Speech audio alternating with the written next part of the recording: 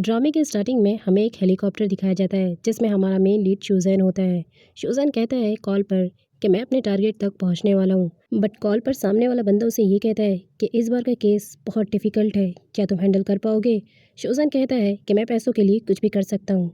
अब हमें एक क्राउड दिखाया जाता है जहाँ पर हमारी मेन लीड को बंदी बनाकर ले जाया जाता है और हमारी फीमेल लीड का नाम वेंजी होता है। वेंजी बहुत डरी होती है। इतने में उस जगह का बॉस मिस्टर जियाओ आता है और वो अपने बंदों से ये कहता है कि आज की फ़ाइट में जो जीतेगा उसे बहुत सारे पैसों के साथ ये ब्यूटीफुल गर्ल इनाम में दी जाएगी। अब इतना सुनना था कि वहाँ के सारे बंदे एक दूसरे से फ़ाइट करने लगते हैं और फाइट के दौरान एक बंदा सबको पछाड़ देता है और ख़ुद जीत जाता है। अभी वो बंदा अपनी जीत को ही मना रहा होता है कि इतने में एक बंदा और आता है जो मिस्टर जियाओ से ये कहता है कि हमने बाहर एक लड़के को पकड़ा है जो हमारे एरिया में घूम रहा होता है। अब जब उसे अंदर लाया जाता है तो पता चलता है कि वो कोई और नहीं बल्कि हमारा मेन लीड शूजैन ही है। शूजैन उस जीते हुए पर्सन को ओपन चैलेंज देता है कि वो उससे फाइट करे। अब जब शूजैन की उस बंदे से फाइट होती है तो शूजैन की फाइटिंग स्किल को देखकर मिस्टर बियाओ तो उससे काफ़ी इंप्रेस हो जाता है, क्योंकि सामने वाले बंदे को उसने चारों खाने चित कर दिया था। अब शूजैन जीत चुका था, इसलिए वो अपने जीते हुए पैसे को मिस्टर बियाओ से मांगता है। मिस्टर बियाओ कहता है कि ठीक है, मैं तुम्हारे पैसों को जब तक काउंट करता हूँ तब तक तुम अपने इनाम में जीती हुई इस लड़की पर तो नज़र डालो, तब तक तुम इसके साथ टाइम स्पेंड करो।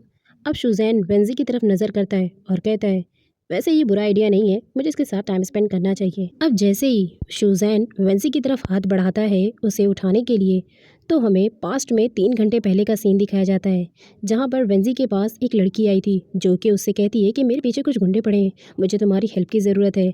अब वेंजी कहती है ठीक है, मैं तुम्हें पुलिस को कॉल करने के लिए अपना फ़ोन दे रही हूँ। अब जैसे ही वो फ़ोन करती है तो वो लड़की उसका फ़ोन लेकर भाग जाती है। अब यहाँ वेंजी समझ जाती है कि वो लड़की उन गुंडों से मिली हुई है, क्योंकि जाने से पहले उसने वेंजी से ये कहा था कि मुझे अपने रिप्लेसमेंट में किसी को तो भेजना पड़ेगा, तो तुम ही वो लड़की हो जो आज बलि का बकरा बनोगी। और वो उसे उन गुंडों से किडनैप करवा के भेज देती है। तो इस तरह से वेंजी इन लोगों के बीच में पहुंची है। अब प्रेजेंट में वेंजी अपना हाथ शूजैन के हाथ में दे देती है। मिस्टर बियाओ अपने बंदों से ये कहता है कि इन लोगों पर नजर रखो। शूजैन वेंजी को कमरे में जबरदस्ती उठाकर ले जा रहा होता है। वो बार बार उसे नीचे उतारने के लिए कहती है, बट यहाँ पर शूजैन उसे कहता है कि अपनी एनर्जी को बचा कर रखो, क्योंकि तुम्हें मेरे साथ बहुत टाइम स्पेंड करना है। अब उसके बाद वो उसे एक दीवार में ले जाकर टच कर देता है। फिर कहता है अब तुम्हारी आवाज़ क्यों नहीं निकल रही है। तो वो कहती है तुम्हें तो कहा था मुझे अपनी एनर्जी को बचाओ, बस इसीलिए मैं चुप हूँ।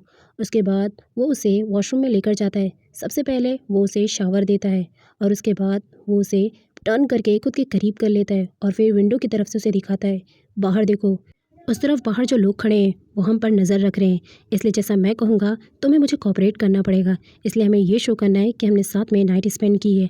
अब वेंजी भी शूजैन की बात को मान जाती है। उसके बाद वो उसे बेड पर ले जाता है और ज़बरदस्ती उसके करीब जाने की कोशिश करता है।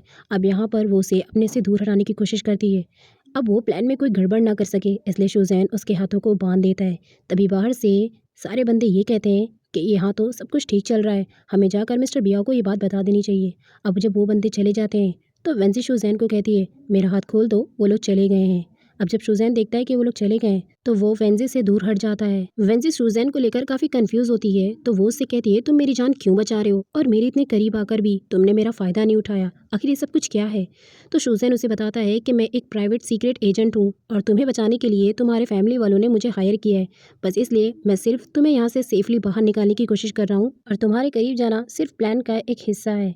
अब मिस्टर बियाओ को दिखाया जाता है जो अपने बंदों से ये कहता है कि उस बंदे में कोई तो बात है, मुझे उसकी फाइटिंग स्किल्स बहुत पसंद है, लेकिन साथ ही उस पर नज़र रखो। अब शूजैन जो है वो विंसी को लेकर यहाँ से भाग रहा होता है, लेकिन तभी गार्ड्स उसे रोक लेते हैं और कहते हैं कि तुम तब तक यहाँ से बाहर नहीं जा सकते जब तक मिस्टर बियाओ की परमिशन ना हो। तो वो कहता है कि मैंने इस लड़की को इनाम में जीता है और अब मेरी गर्लफ्रेंड को यहाँ से जाना है। अब वो लोग नहीं मानते हैं और फटाक से शूजैन पर वार करने लगते हैं। शूजैन भी अपनी फाइटिंग स्किल का इस्तेमाल वापस से करता है और सबको ढेर कर देता है। अब जो लोग शूजैन को छोड़कर वेंसी पर वार करते हैं तो वो वेंसी को सामने से बचा लेता है और अपनी जान खतरे में डालकर उसे किसी न किसी तरह से यहाँ से बाहर निकालना चाहता था। उसके बाद वो वेंसी के पास आकर उसे एक वॉकी टॉकी देता है। वेंसी काफ़ी डरी होती है। वो कहता है जब मैं बाहर वाले बंदों को चकमा दे दूंगा और 5 तक काउंट करूंगा तो तुम इस वॉकी टॉकी को लेकर बाहर आ जाना। वेंसी उसकी बात समझ जाती है और कहती है ठीक है। अब जैसे ही शूजैन वहाँ से बाहर निकलता है तो बाहर वाले बंदों को चकमा देकर वो 1 2 3 करके 5 तक काउंट करता है। अब प्लान के हिसाब से 5 काउंट करने तक वेंजी वहाँ से निकल जाती है। अब शुज़ैन उसे एक ही हाथों में उठा लेता है और उसके बाद वहाँ से निकलने की पूरी कोशिश करता है, लेकिन तभी सायरन बज जाता है जिसकी वजह से मिस्टर बियाओ आ जाता है अपने गार्ड्स के साथ।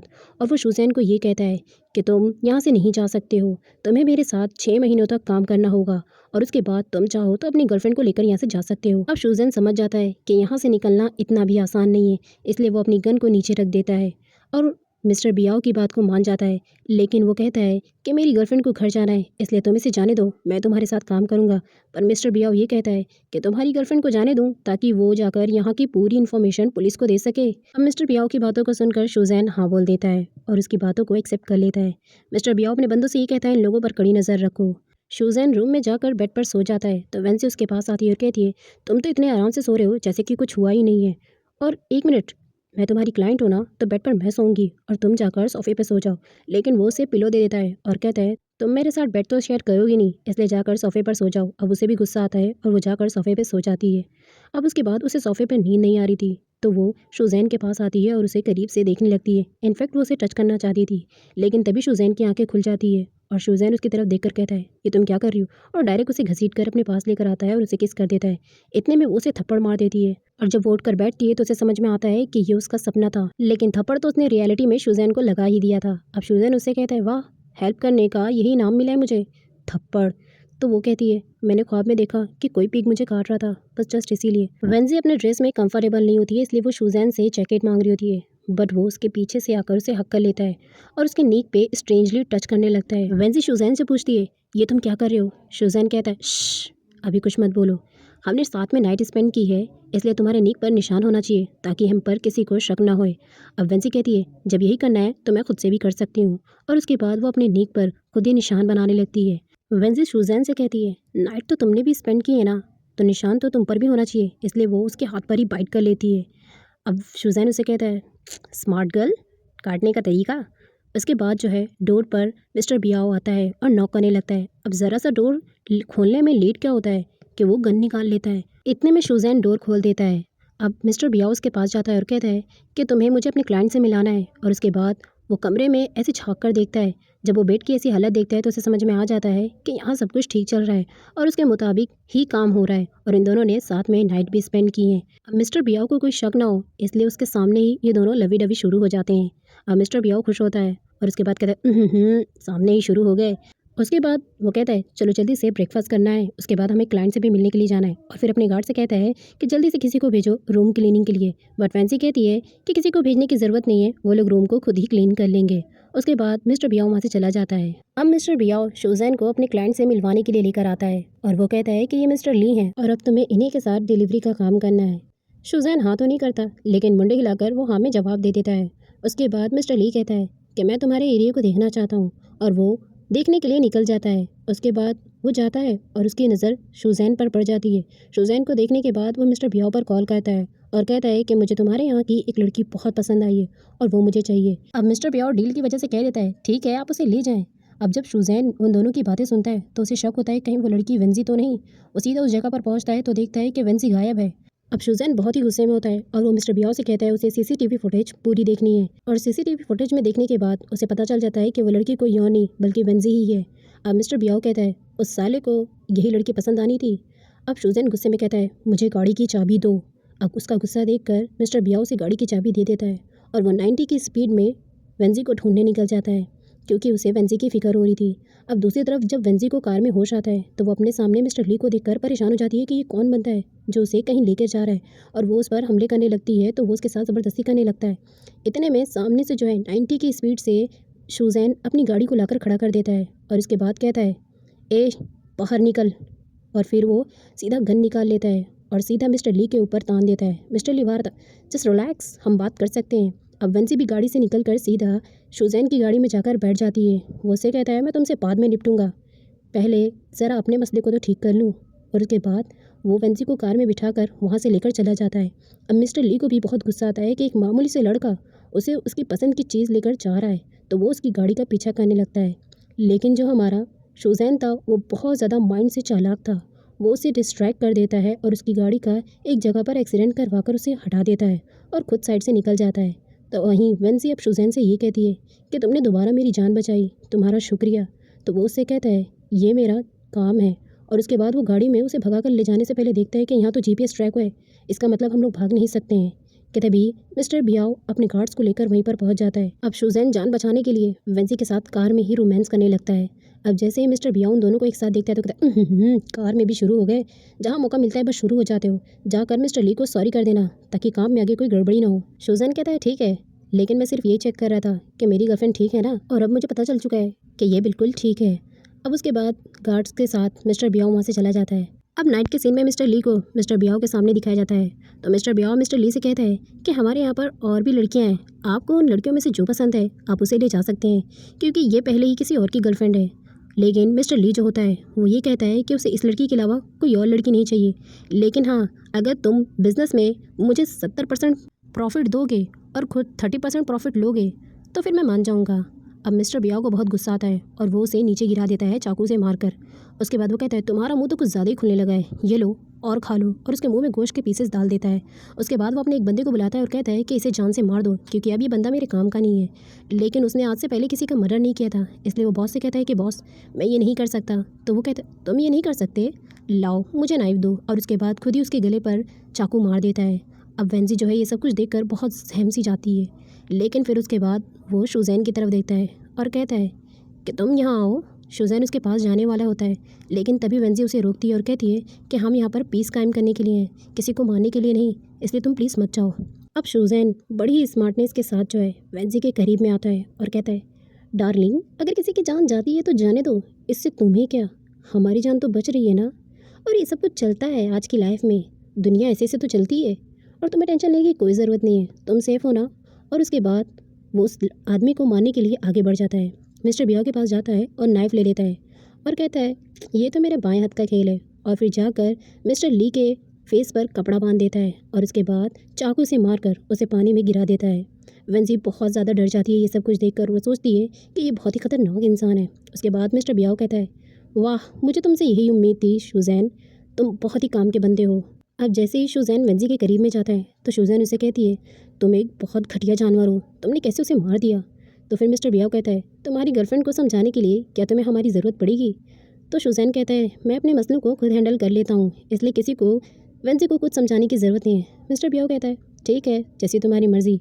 इतना कहने के बाद मिस्टर बियाओ अपने गार्ड से कहता है कि अब हमें चलना चाहिए, हमारा काम हो चुका है, और वो वहाँ से चला जाता है। अब जब वेंजी देखती है कि शुजैन का हाथ कटा हुआ है तो वो पूछती है ये कैसे हुआ, तुमने तो मिस्टर ली की गर्दन काटी है ना। तो वो उसे बताता है कि उसने मिस्टर ली को नहीं मारा, मिस्टर ली जिंदा है, उसने तो बस अपना हाथ काटा, और उसने मिस्टर ली को ये कहा था कि वो मूव ना करे। उसके बाद जब वो कमरे में जाती है तो कहती है मैंने तुम्हें गलत समझा, आई एम रियली सॉरी, और उसके हाथ पर वो मलहम करना चाहती थी, लेकिन शुजैन उसे कहता है कि तुम मेरे इतने करीब मत आओ कि तुम्हें मुझसे प्यार हो जाए, और देखो ये सिर्फ मेरा एक काम है कि मैं तुम्हें यहाँ से सेफली किसी तरह से बाहर ले जाऊँ, इसलिए प्लीज़ मुझसे दूर रहा करो। अब जो वेंजी होती है उसे भी शुजैन की हरकतें देखकर ये समझ में आ जाता है कि शुजैन कोई बुरा लड़का नहीं है। तो वहीं दूसरी तरफ मिस्टर बियाओ अपने बंदों से ये कहता है कि अब मुझे लगता है कि शुजैन पर नज़र रखने की कोई ज़रूरत नहीं है, लेकिन मुझे अभी ये समझ में नहीं आता कि शुजैन आखिर उस कल की आई हुई लड़की के साथ इतना घुल-मिल कैसे गया, और वो उसके लिए अपनी जान की बाजी क्यों लगा देता है।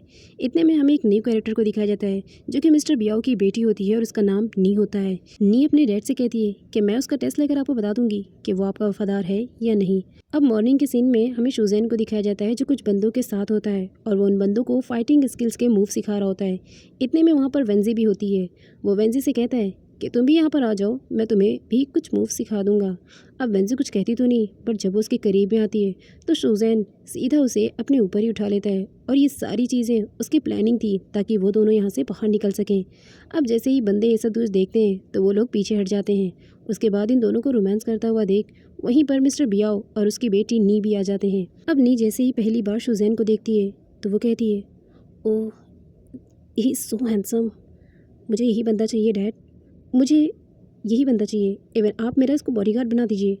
अब मिस्टर बियाओ कहता है कि ठीक है, जब मेरी बेटी को ये पसंद ही है तो मैं इसे इसका बॉडीगार्ड बना ही दूंगा।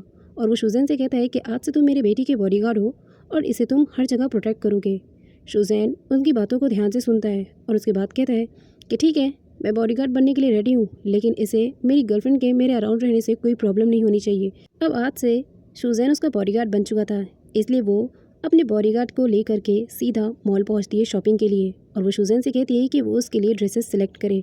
शूजैन को ये बिल्कुल पसंद नहीं था, इसलिए वो आंखें बंद करके 2-4 ड्रेसेस उठाकर सीधा नी को देता है और कहता है कि तुम जाकर चेंज कर लो। अब नी के जाने के बाद शूजैन वेंजी के पास आता है और कहता है कि बाहर रैन नाम का बंदा जो मेरा असिस्टेंट है वो तुम्हारा वेट कर रहा है, तुम जाकर गाड़ी में उसके साथ बैठ जाना, वो तुम्हें सेफली तुम्हारे घर छोड़ देगा। अब यहाँ से वो जाना नहीं चाहती थी और कहती है बट मेरे जाने के बाद तुम्हारा क्या होगा। शूजैन कहता है तुम्हें मेरी फिक्र करने की कोई ज़रूरत नहीं है, बस तुम अपना ख्याल रखो। वेंजी जाते हुए एक बार टर्न मुड़कर शूजैन को देखते हुए जाती है। अब वेंजी के जाते ही जब नी चेंज करके बाहर आती है तो वो सबसे पहले ये कहती है तुम्हारी गर्लफ्रेंड कहाँ है, कहीं तुमने उसे जानबूझकर भगा तो नहीं दिया ताकि तुम मेरे साथ टाइम स्पेंड कर सको।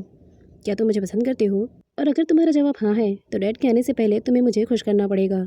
शूजैन को ये नी की गिरी हुई हरकतें बिल्कुल पसंद नहीं आती हैं और वो उससे कुछ भी नहीं बोलता कि तभी दूसरी तरफ रैन जो होता है वो वेंजी को लेकर यहाँ से भाग रहा होता है। लेकिन इतने में मिस्टर बियाओ को खबर मिल जाती है कि वेंजी को कोई भगा रहा है।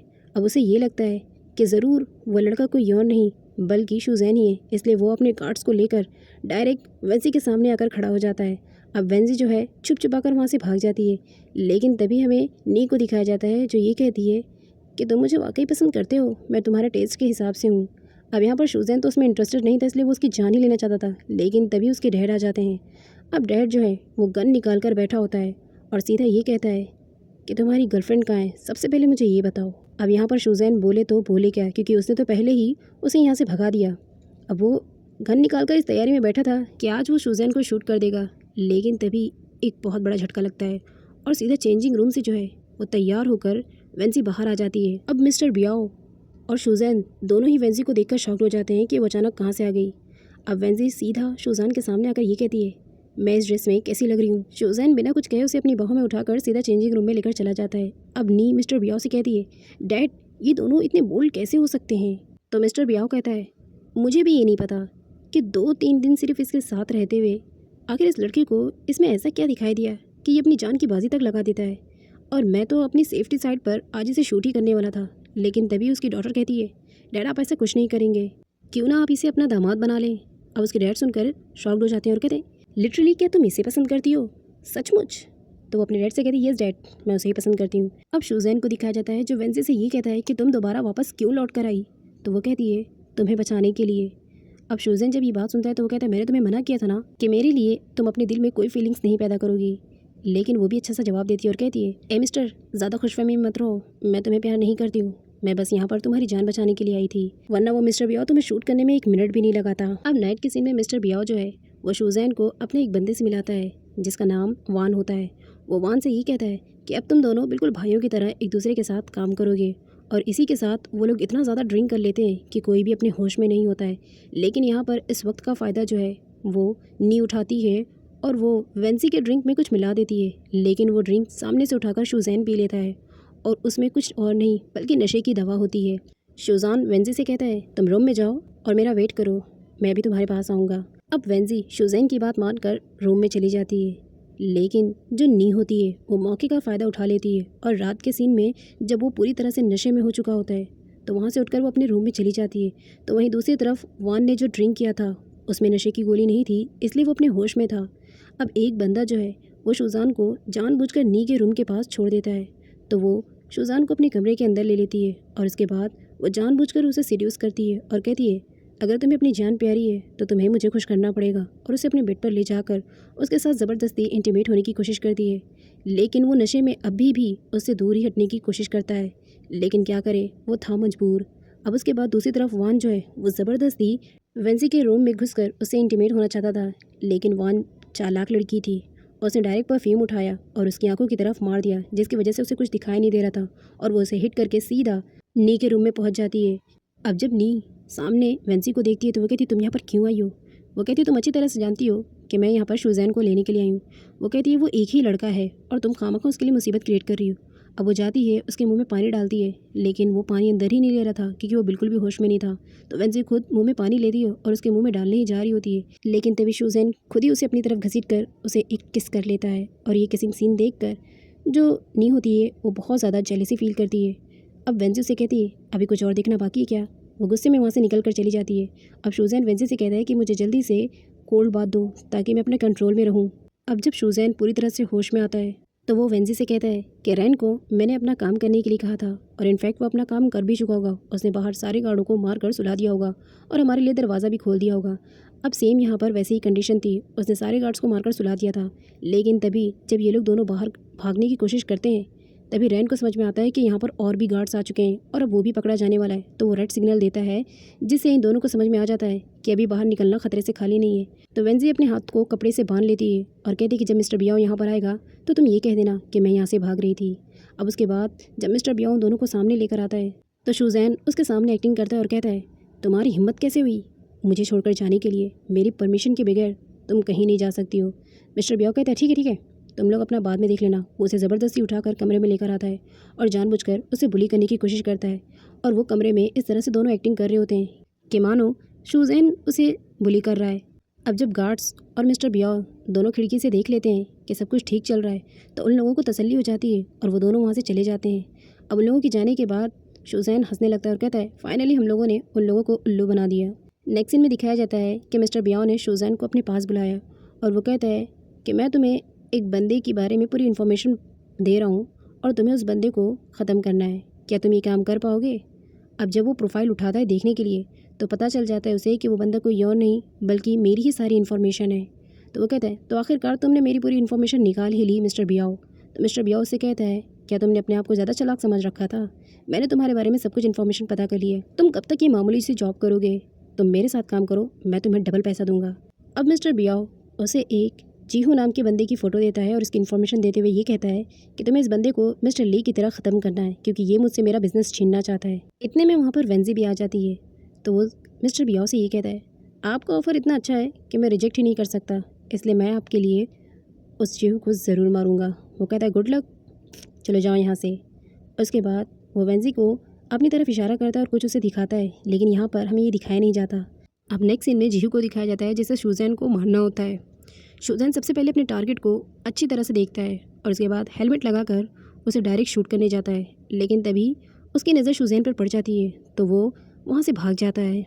अब उसके भागने के बाद शुजैन उसका पीछा करने लगता है, लेकिन तभी वेंजी को मिस्टर बियाओ कहीं और भेज रहा था। अब लोग उसे गाड़ी में जब ले जा रहे होते हैं तो सामने से एक बहुत बड़ा व्हीकल आ जाता है तो वो गाड़ी से बाहर निकलता है उस व्हीकल को हटाने के लिए, लेकिन तभी उसे पास्ट की वो बात याद आती है जब उसने उस व्हीकल पर लिखा हुआ नाम दिखाया था उस प्रोफाइल पर।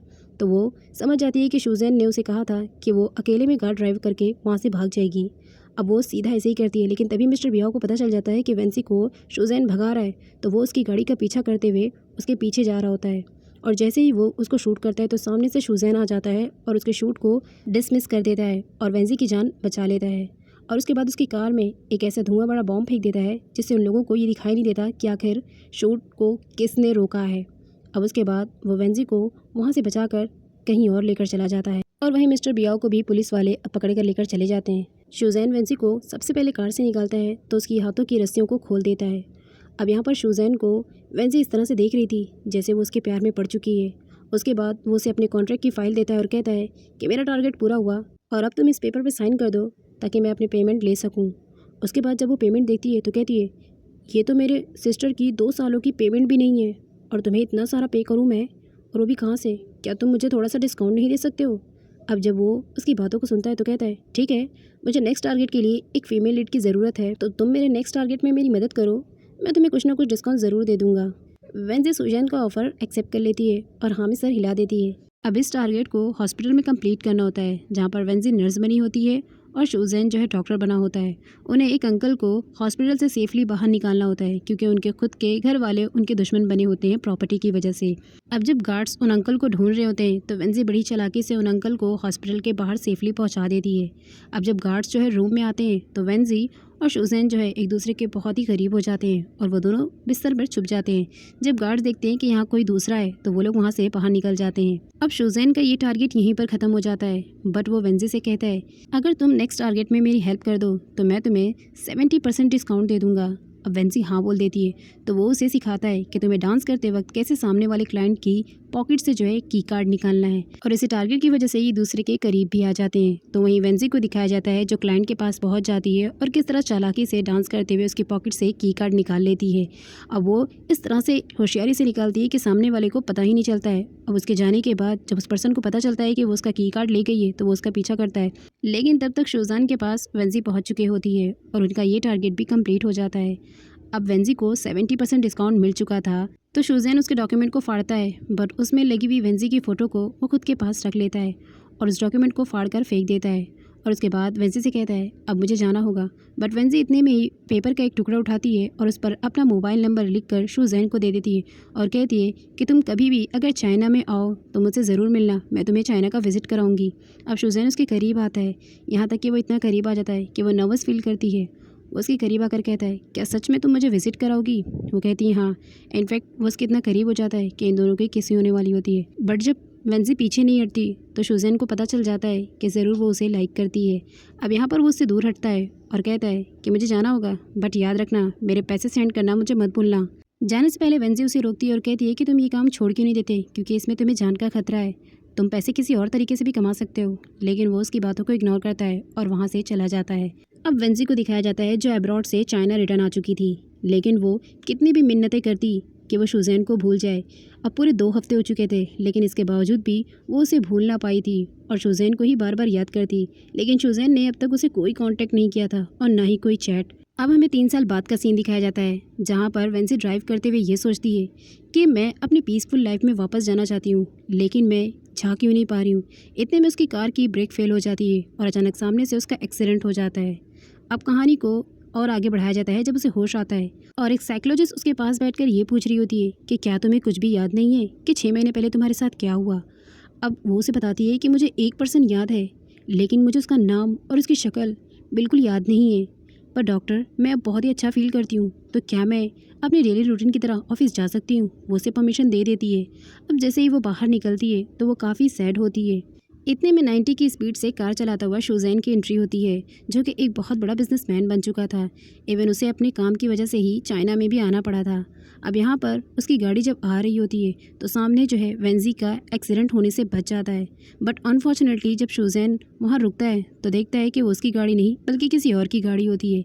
इवन वो एक मामूली सी टैक्सी होती है। शूजैन उसे पीछे से देखता है, इसलिए पहचान नहीं पाता कि वो वेंजी है, इसलिए वो शूजैन के बगल से ही निकल जाता है उसे बिना पहचाने हुए। शूजैन के जाने के बाद वेंजी भी वहाँ से उठती है और आगे निकल जाती है। शूजैन एक शॉप में जाता है कुछ सामान लेने के लिए। सामान लेने के बाद वो जैसे ही टर्न मुड़ता है तो देखता है कि वेंजी जो है वो अपने बालों को मिरर में सेट कर रही होती है और वो बाहर खड़ी होती है। वो उसे देख लेता है और एक झटके से पहचान लेता है कि ये तो वेंजी है, बट वेंजी उसे बिल्कुल भी पहचान नहीं पा रही होती है। लेकिन तभी हमें एक छोटा सा फ्लैशबैक दिखाया जाता है 3 साल पहले का, कि जब रैन ने शूजैन के कपड़ों को उसकी पॉकेट बिना चेक किए हुए वॉशिंग मशीन में धो दिया था, जिसकी वजह से वेंजी का दिया हुआ नंबर भी पूरी तरह से मिट चुका था। इसीलिए वो आज तक वेंजी से कोई कांटेक्ट नहीं कर पाया, लेकिन आज का मौका वो गंवाना नहीं चाहता था, इसलिए वो जल्दी से शॉप से बाहर निकलता है। वेंजी उसे एक झलक दिखाकर वहाँ से गायब ही हो जाती है। वो जैसे ही बाहर आता है उसे ढूंढता है, बट वो दिखाई नहीं देती। फिर वो अपनी कार की तरफ बढ़ता है, लेकिन तभी देखता है कि वहीं पर नीचे वेंजी बैठी हुई थी जो कि कुछ उठा रही होती है। वो बोलता है तुमने मुझे पहचाना नहीं किया वेंजी? वेंजी उस पर बिल्कुल रिएक्ट नहीं करती, तो वो अपना हाथ आगे बढ़ाता है। वेंजी जो है उठती है, लेकिन वो उसका हाथ देखकर थोड़ा सा फ्लैशबैक में जाती है, बट उसे कुछ भी याद नहीं आता। उसके बाद वेंजी खड़ी होती है और उसे कहती है कि तुम्हारे टायर के नीचे ये कीलें थी, ऐसे टायर पंचर हो सकता था, मैं नहीं उठा रही थी। और उसके बाद वो सीधा अपनी नज़रों को नीचे करती है और वहाँ से बिना पहचाने हुए उसे निकल जाती है। अब शूजैन जो होता है वो शॉक होता है कि आखिर वो उसे पहचान क्यों नहीं रही है। लेकिन तभी उसे वेंजी का बैच नीचे गिरा हुआ पड़ा मिलता है, जिससे पता चलता है कि वो जी कंपनी में फाइनेंशियल डिपार्टमेंट में काम करती है। अब वो बैच लेकर शूजैन जीहू के पास आता है और कहता है कि वही लड़की है जिसे मैं 3 सालों से ढूंढ रहा हूँ। गाइस, जीहू वही लड़का है जिसे मिस्टर बियाओ के चंगुल से शूजैन ने बाहर निकाला था। अब जिस तरह अपनी जान पर खेल कर शूजैन ने जीहू की जान बचाई थी, तो वो उसका एहसान मानने लगा। इसलिए जीहू ने अपने बिजनेस में शूजैन को एज अ डायरेक्टर हायर किया था। अब शूजैन उससे कहता है कि वो लड़की हमारे ही फाइनेंशियल डिपार्टमेंट में काम करती थी और मुझे इस बात की खबर भी नहीं थी। तो जीहू उसे कहता है चलो तुम्हारी गर्लफ्रेंड तुम्हें 3 साल बाद भी मिल गई, लेकिन यहाँ मेरी गर्लफ्रेंड है जिसका 3 महीने से कुछ भी पता नहीं चल रहा है। अब नेक्स्ट सीन में वेंजी को दिखाया जाता है जो 6 महीने बाद अपनी ऑफिस में आई हुई थी। सारे लोग उसे वेलकम करते हैं, लेकिन तभी उसकी मुलाकात शूजैन से हो जाती है। शूजैन उसके करीब आता है और कहता है क्या सच में तुम मुझे नहीं पहचानती हो? या तुम नाटक कर रही हो? क्या तुम्हें याद नहीं कि मैंने अब्रॉड में तुम्हारी जान किस तरह से बचाई थी? वो कहती है सॉरी, बट 6 महीने पहले मेरा एक्सीडेंट हो गया था जिसकी वजह से मेरी मेमोरीज जा चुकी है और अब मुझे पिछले 6 महीनों का कुछ भी याद नहीं है। एंड हाँ, मैं अब्रॉड गई होंगी ऐसा तो बिल्कुल भी नहीं हो सकता। लेकिन तभी शूज़ैन उसके करीब आता है और कहता है क्या तुम्हें सचमुच कुछ भी याद नहीं है? तो तुम इतनी नर्वस क्यों हो रही हो मुझे अपने करीब देखकर? वो कहती है क्योंकि आप मेरे बहुत ज़्यादा क्लोज हो, इसलिए मैं नर्वस हो रही हूँ। अब वेंजी की बातों को सुनकर शूज़ैन पीछे हट जाता है और कहता है मैं इस कंपनी का डायरेक्टर हूँ, हो सकता है फ्यूचर में मैं तुम्हारे लिए प्रॉब्लम्स क्रिएट करूँ। और इतना कहकर वो वहाँ से चला जाता है। अब वेंजी शूज़ैन को देखते हुए ये सोच रही होती है कि तुम तो एक बहुत ही अच्छे बिजनेसमैन बन चुके हो, लेकिन कुछ रात से पर्दा उठाने के लिए मुझे वेंजी को ख़त्म करना होगा और तुमसे अपने सारे कनेक्शन को तोड़ना होगा। इसका मतलब वेंजी नाटक कर रही थी, उसकी कोई भी मेमोरी लॉस नहीं हुई थी। अब हमें एक फ्लैशबैक दिखाया जाता है कि जब वो चाइना से लौटती है तो वो अपनी बहन के साथ टाइम स्पेंड करती है जिसका नाम वेन हाओ होता है और वेन हाओ सेम टू सेम वेंजी की तरह दिखाई देती है।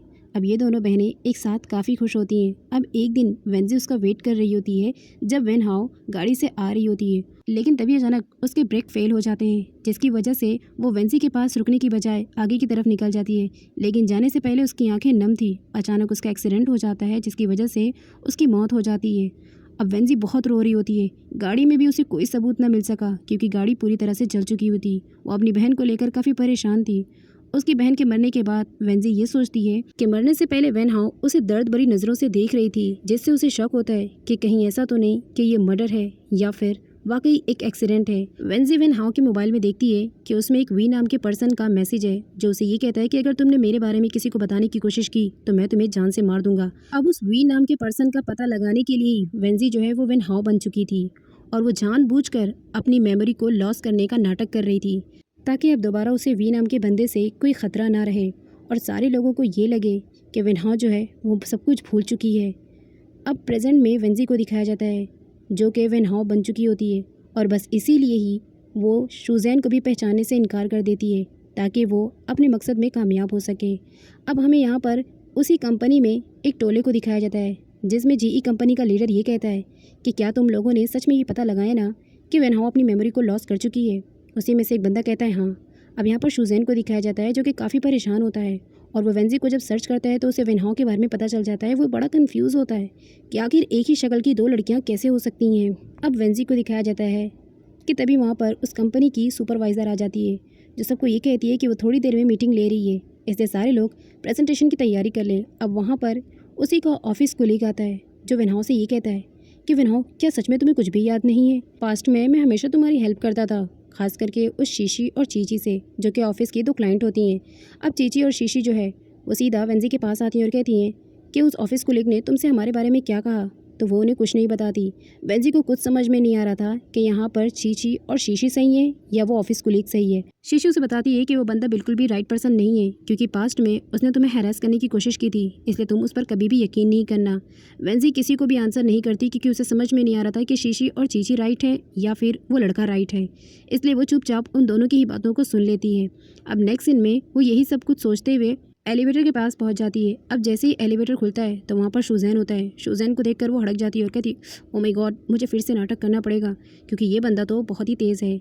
अब जैसे ही शूज़ैन की नज़र उस पर पड़ती है तो वो चुपचाप एलिवेटर में घुस जाती है और उसके बाद सोचने लगती है कि मुझे बी केयरफुल होना होगा क्योंकि ये बहुत ही चालाक है और शूज़ैन कुछ भी कर सकता है। इतने में शूज़ैन कहता है तुम मेरी नज़रों को धोखा नहीं दे सकती हो, मैं तुम्हें अच्छी तरह से पहचानता हूँ। और वो उसके करीब में आ जाता है, लेकिन जैसे ही वो पीछे हटती है तो देखती है कि वो तो फ़ोन पे बात कर रहा है। और उसके बाद एलिवेटर में काफ़ी क्राउड हो जाता है जिसकी वजह से वो दोनों एक दूसरे के करीब हो जाते हैं।